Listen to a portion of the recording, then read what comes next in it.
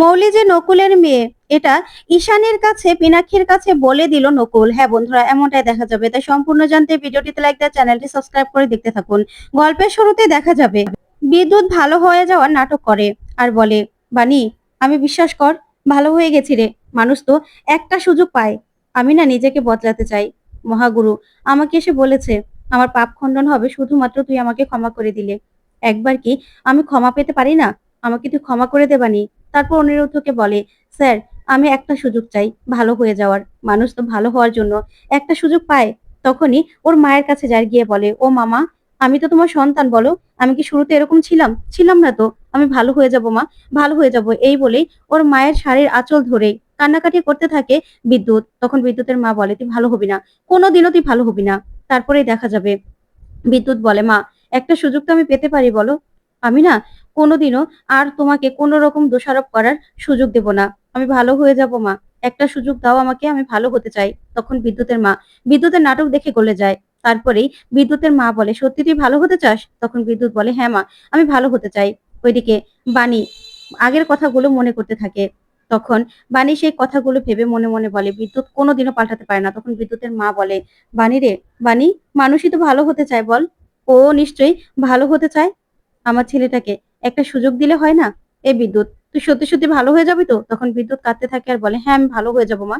তখন বাণী বলে, না মামনি, বিদ্যুৎ কোনোদিনও পাল্টাতে পারে না। বিদ্যুৎকে আমি একদম বিশ্বাস করি না। তখন অনিরুদ্ধ বলে, হ্যাঁ এই বিদ্যুৎ না কোনোদিনও ভালো হতে পারে না, সেটা আমি জানি। ও এখান থেকে বেরিয়ে আবার মাম্মামের কোনো ক্ষতি করার চেষ্টা করবে, সেটা আমি কিছুতেই হতে দেব না। আমি আমার প্রিন্সেসের ধারে কাছেও এই বিদ্যুৎকে ঘেঁষতে দেব না। বিদ্যুৎ এখান থেকে বেরোনোর জন্য এসব নাটক করছে তো। তোমার নাটক না আমরা বুঝি। তাই এসব নাটকে তোমার মা গলে যেতে পারে, কিন্তু আমরা গলবো না। ঠিক তখনই জেলা সাহেব আসে, এসেই বলে, মিস্টার চ্যাটার্জি আমি জানি ও খুব খারাপ ছিল, তবে বিশ্বাস করবেন আমিও না ওর ব্যবহার দেখে অবাক হয়ে যাচ্ছি। আগে আমি ওকে তুই করে বলতাম, এখন কিন্তু তুই করে বলি না, তুমি করে বলি। কেন জানেন? ওর ব্যবহার দেখে যেই সমস্যাগুলো আমি সমাধান করতে পারিনি, সেই সমস্যাগুলো বিদ্যুৎ সমাধান করে দিয়েছে। তাই আমার মনে হচ্ছে ও না পাল্টে গেছে। আমি না মানুষ চিনতে ভুল করতে পারি না। তখন বাণী ও জেলার সাহেবের কথা শুনে হাসতে থাকে। তারপরে বাণী বলে, তাই নাকি? আপনি ওর কাছে শিক্ষা নেবেন তাই তো? হ্যাঁ, বিদ্যুৎকে না আমি সেই ছোটবেলা থেকে চিনি। বিদ্যুৎ কোনোদিনও পাল্টাতে পারে না। বিদ্যুৎ ঘিরগিটির থেকেও বেশি রং পাল্টায়। ঘিরগিটিকে আমি বিশ্বাস করতে পারি, কিন্তু এই বিদ্যুৎকে আমি কোনোদিনও বিশ্বাস করি না। যেদিন এই কথাটা আপনিও বুঝতে পারবেন না, সেদিন আপনারও এই ভুলটা ভেঙে যাবে। ও না এখান থেকে বাঁচার জন্য নাটক করছে। তখন বাণী বলে, আপনার কাছে আমরা হাত জোড় করে ক্ষমা চাইছি অফিসার, আমরা ওকে ক্ষমা করতে পারবো না। এই বলে ওরা চলে যায়। তখন বিদ্যুতের মা মনে মনে বলে, বিদ্যুৎ যদি ভালো হতে চায় ঠিক আছে, ও যদি ভালো হয়ে যায় তাহলে তো আমারই দেখতে ভালো লাগবে। এই কথা বলে সেখান থেকে বিদ্যুতের মা চলে যায়। ওইদিকে নকুল বাণীর বাবার ছবি নিয়ে পাগলামো করতে থাকে আর বলে, কাজলা দিদি, কাজলা দিদি কোথায়? তখনই পিনাক্ষী আর ঈশানী আসে আর এসে বলে, দাদা কি হয়েছে? তখন ঈশানী বাণীর বাবার ছবি দেখে বলে, এটা তো বাণীর বাবার ছবি। আপনি এই বাণীর বাবার ছবি নিয়ে কি করছেন দাদা? তখন তো মৌলি মনে মনে প্রচন্ড ভয় পেয়ে যায়। তখনই নকুল বলে, আমার একটা কবিতা মনে পড়ে গেছে, কাজলা দিদি আমাকে শিখিয়েছিল, জানো তো? তখনই ধরা পড়ে যাবে এই কবিতা বলতে থাকে নকুল। তখন তো মৌলি ভয় পেয়ে মনে মনে বলে, নকুলের কি সবকিছু মনে পড়ে গেল নাকি? তখনই নয়নতারা বলে, আচ্ছা নকুল বাবা, তুই কেন এরকম করছিস বাবা? এরকম করে না সোনা বাবা, শান্ত হ। তখন নকুল কিছুতেই শান্ত হয় না। ওইদিকে ঈশানী বলে, দাদা আপনার কি হয়েছে? এরকম করবেন না। আমার মনে হচ্ছে দাদা বাণীকে কিছু বলার চেষ্টা করছে। এই অন্তরা, বাণীকে একটা ফোন করো তো। তখনই নমিতা বলে, হ্যাঁ অন্তরা, বাণীকে একটা ফোন করো। তখন বাণী ফোন করতে গেলে নয়নতারা বলে, কি দরকার আছে বাণীকে ফোন করার? তখন মৌলি বলে, তাই তো, ডক্টর ফোন করলেই তো হয়, ডক্টরের দরকার আছে, বাণীকে কি দরকার? তখনই বাণীকে অন্তরা ফোন করে আর ফোন করে বলে, বৌদি তুমি কি এই বাড়িতে একটু আসতে পারবে? আসলে বাবা না কেমন করছে, তোমাকে দেখতে চাইছে। তখন বাণী বলে, কি বলছো তুমি? আচ্ছা আমরা এখনই আসছি। তখনই বাণী অনিরুদ্ধকে বলে, ওই বাড়িতে যেতে হবে। তারপরে বাণী অনিরুদ্ধ বেরিয়ে পড়ে। ওইদিকে মৌলি বলে, এই বাড়িতে এদের থাকা আর হবে না, এটা নাটক শুরু করে দিয়েছে। তখনই নকুল মৌলির কাছে গিয়ে সে ধরা পড়ার ভয় এই কথাগুলো বললে মৌলি মনে মনে বলে, তাহলে কি নকুল নাটক করছে পাগল হওয়ার? না না, আমার তো জানতেই হবে। তখনই বাণী সেখানে চলে আসার এসে বলে, নকুল কাকা, আপনি আমার বাবার ছবি নিয়ে কি করছেন? আপনি কি আমার বাবার ছবি নিয়ে আমাকে কিছু বলতে চাইছেন? আপনি কি আমার বাবাকে চিনেন? তখন নকুল বাণীকে দেখে তাকিয়ে থাকে আর বলে, কিছু একটা মনে পড়ছে আমার, কিছু একটা মনে করার চেষ্টা করছি আমি, আমি কিছু একটা বলতে চাই।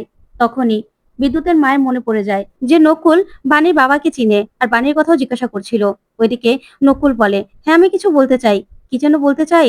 তখনই ঝড় বৃষ্টির রাতের কথা বললে মৌলি চিৎকার করে ওঠে আর বলে, না, এরা এখানে থাকতে পারে না। দাদাই, এই মানুষগুলো না এখানে থাকলে আমরাই পাগল হয়ে যাব। তখন দাদু বলে, আমিও তো সেটাই বলছি, কিন্তু নয়নতারা কি কথাটা বুঝবে? এদের তো আমি এক সেকেন্ড ওই বাড়িতে রাখতে চাই না। তখন নমিতা কাঁদতে থাকে আর বলে, মেসোমশাই, এই বাড়িতে না আমরাও থাকতে চাই না, বিশ্বাস করুন। আমি চাই আমার স্বামীকে নিয়ে অন্য কোথাও চলে যেতে। তখনই নকুলকে গিয়ে নমিতা বলে, চলো আমরা এখান থেকে চলে যাব, এখানে আমরা থাকবো না। কেন তুমি এরকম করছো? তখন নয়নতারা নকুলকে বলে, নকুল বাবা, কেন তুই এরকম করছিস বলতো? কি বলতে চাইছিস তুই? এরকম করিস না। তখনই নয়নতারা দাদুকে বলে, দেখেছো আমার ছেলের অবস্থা?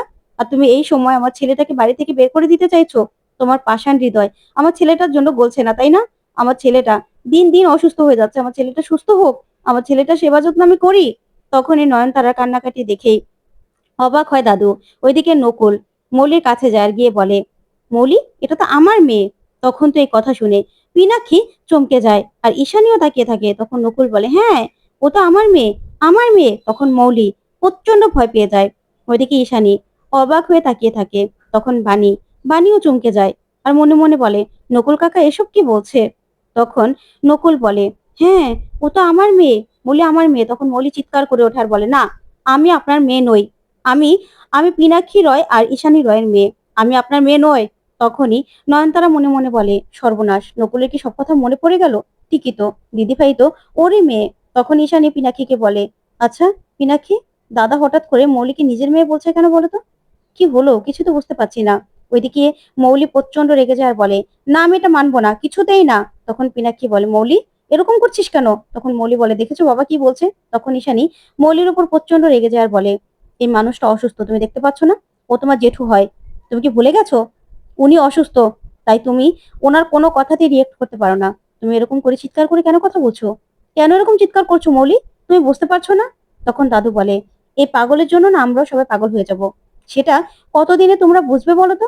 আমি না বুঝতে পারছি না। তখন ঈশানী বলে, বাবা আপনি এরকম ভাবে কেন কথা বলছেন? তখনই দেখা যাবে বাণী বলে, আমি নকুল কাকাকে ভিতরে নিয়ে যাচ্ছি, অন্তরা চলো। তারপরেই নকুলের কাছে আসে বাণী আর বলে, নকুল কাকা, আমি আপনার সব কথা শুনবো, চলুন, ভিতরে চলুন, আমাকে সব কথা বলবেন। তখন বাণী মনে মনে বলে, আমাকে সব কথা জানতেই হবে, বাবার ছবি নিয়ে নকুল কাকা কি বলতে চাইছে আমাকে। তারপরেই নকুলকে ভিতরে নিয়ে যায় বাণী। ওইদিকে মৌলি মনে মনে বলে, এই নকুলের যে কোনো একটা ব্যবস্থা করতেই হবে আমাকে। ওইদিকে বাণী বাড়িতে গিয়ে নিজের বাবার ছবির দিকে তাকিয়ে বলতে থাকে, বাবা, তুমি কি নকুল কাকাকে চিনতে? নকুল কাকা আজকে হঠাৎ তোমার ছবি নিয়ে কিছু একটা বলার চেষ্টা করছিল। আমি না বুঝতে পারছি না কি বলতে চাইলো। আচ্ছা তাহলে কি মামুনিও নকুল কাকাকে চিনে, জানে যে নকুল কাকা কি বলতে চাইছিল? তখন বিদ্যুতের মাকে ডাকতে থাকে বাণী। তখন বিদ্যুতের মা আসলেই বাণী বলে, আচ্ছা মামুনি, তুমি কি নকুল কাকাকে চিনতে? নকুল কাকা যে বাবাকে চিনে সেটা তুমি জানতে? আচ্ছা নকুল কাকা কি বলতে চাইছে তুমি কি জানো? তখনই বিদ্যুতের মা ভয় পেয়ে যায় আর মনে মনে বলে, না না, আমি বলতে পারবো না। তখন বাণী বলে, বলো মা মনি, বলো, তোমাকে আজকে বলতে হবে, তুমি মুখ বন্ধ রাখবে না। তখনই বিদ্যুতের মা মুখ ফসকে বেরিয়ে গেছিল যে বাণীকে কুড়িয়ে পেয়েছে। তখন বাণী বলে, কি বললে তুমি? তখন বিদ্যুতের মা বলে, না না কিছু বলিনি, আসলে চিনতেও পারে, তো বাবা তো খুব ভালো মানুষ ছিল, সেটাই হয়তোবা নকুল বলতে চেয়েছিল। তখন এই বলে পালাতে চাইলেই বাণী ধরে ফেলে আর বলে, মামুনি, তুমি একদম পালাতে পারবে না, তুমি বলো, তুমি কি জানো বলো। তখন বিদ্যুতের মা কোনোভাবে কথাটা কাটিয়ে নেয় আর বলে, আমি আর কিছু জানি না, বিশ্বাস কর। তখন বাণী বলে, আমার কেন মনে হচ্ছে তুমি মিথ্যা কথা বলছো? তখনই ডেলিভারি বয় আসে, অনিরুদ্ধ বলে, আপনারা? তখন বাণী বলে, আমি ওনাদেরকে আসতে বলেছিলাম। তখন বাণীর হাতে গয়না দেখে সাথী বলে, দেখেছেন বেয়ান, বাণী এখনই নিজের মেয়ের জন্য গয়না গড়িয়ে রাখছে। বাণী, তোমার মেয়ে তো এখনো ছোট গো, এখনো মাটির সঙ্গে কথা বলে, আর তুমি কিনা সেই মেয়ের জন্য এখনই গয়না গড়িয়ে রাখছো, ভালোই করেছো। তখন বাণী বলে, না মাসিমা, এটা না আপনার জন্য। তখন এই কথা শুনে সাথী অবাক হয় আর বলে, কি? তখন বাণী বলে, হ্যাঁ মাসিমা, এটা আমি আপনার জন্য এনেছি। তখন বিদ্যুতের মাও তাকিয়ে থাকে। তখন বাণী সেই গয়নাগুলো বের করে, যেখান থেকে দুটো চুড়ি বের করে বাণী। তারপরেই চুড়িগুলো দেখে সাথী চমকে যায়। তখন বাণী সাথীকে চুড়িগুলো পরিয়ে দেয়। তখন সাথী বলে, বাণী, তুমি আমার জন্য চুড়ি বানিয়ে এনেছো? তোমার এত বড় মন, তুমি এর মধ্যে আমার জন্য চুড়ি বানিয়েছো কেন মা? আমার তো এসবের দরকার ছিল না। তখন বাণী বলে, কি বলছেন মাসিমা আপনি? আপনার তো আরো বড় মন। তখন সাথী বলে, না না মা, আমি কি করেছি বলো তো? তোমার সত্যি, তুমি না আমার মন জয় করে নিচ্ছ। তুমি আমার সত্যি ছেলের বউ। আমি তোমাকে যত দেখছি ততই অবাক হচ্ছি। আমি যে আজকে কি খুশি হয়েছি বানি। তবে এসবের আমার দরকার ছিল না। তখন বানি বলে, মাসিমা, আমার বিপদের দিনে আমার মাম্মামের জন্য আপনি আপনার শেষ সম্বলটুকু খুলে দিয়ে দিয়েছেন। আর আমি সে কথাটা ভুলে যাব? তাই এতটুকু আপনার জন্য তো আমার করা উচিতই ছিল। আর তাছাড়া আপনি হলেন এই বাড়ির কর্ত্রী। আপনার জন্য এতটুকু করব না? তখন সাথী খুশি হয়ে কান্না করতে থাকে। তারপরেই বানিও খুশি হয়ে যায়। তো বন্ধুরা, কেমন লাগলো আজকের আপডেট কমেন্ট করে জানাতে ভুলবে না। ধন্যবাদ।